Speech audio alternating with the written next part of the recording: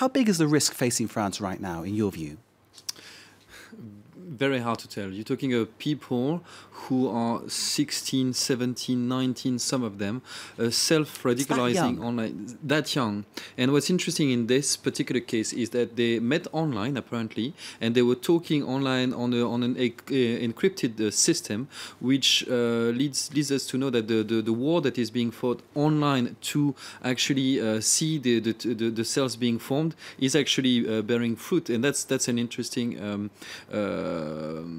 thing, because it's the hardest, to actually see how real it is. So these are kids who can just talk with this kind of encrypted system, in a sense, protecting themselves from ordinary eavesdropping? So they thought. So anyway, they thought. Yeah, exactly. And fortunately, it didn't work like that.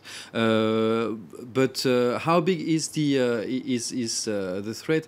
Very hard to tell, because the ringleader was part of this military base and was discharged on psychological grounds, and it looks much more like an act of vengeance than anything else. And you add to this the Islamic part of it, but that is a little bit like a byproduct of the initial act, which is more like vengeance. But to recruit around yourself, it's much better to have a cause.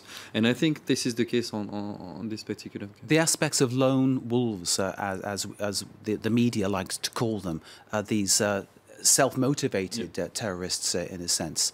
This seems to be a modus operandi which is growing, becoming more prevalent in the whole field, though, doesn't it?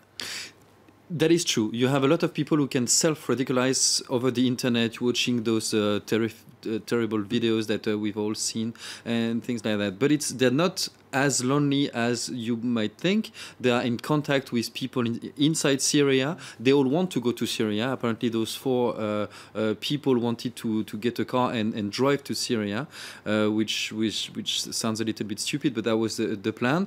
It's interesting that they are talking to French people in Syria, taking orders or taking hints of how to proceed. It's hard to tell, but they're not as lonely as you might think. I mean, a lot is going on online in the preparation phase of all those attacks. And this very aspect, to say that they wanted to behead someone, very much the trademark of Islamic State, the way it works, the way ISIS or ISIL works, call it whatever you like to, or Daesh.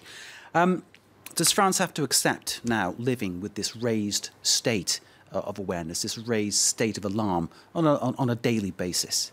What France shouldn't at all accept is that this kind of thing is happening on French soil. It happened once, so 2 weeks ago for the first time. And yes, the images of it really look like what happens in Syria.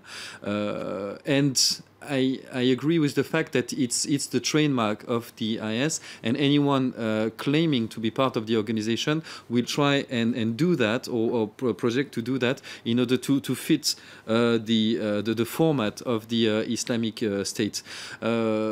France does live in a state of heightened awareness ever since the Charlie Hebdo attacks more than 6 months ago. And so now we're getting used to have more military presence, more police presence in airports, in train stations and all that. And on days like this, we kind of know why. So does François Hollande saying that this week a series of terror attacks have been stopped, foiled, does this help reassure the people? Or does this actually say to the terrorists, hang on, we've got things going, we've got a battle on our hands, we've got to change our game? I think it's a very good thing for the French people, actually. I'm not one to say that you shouldn't talk about it, because it's best to get it in the open. Yeah, exactly. Especially in this case, when you're talking about people so young, doing it online and all that, you have to go public on this, because one of the people in that terrorist group was actually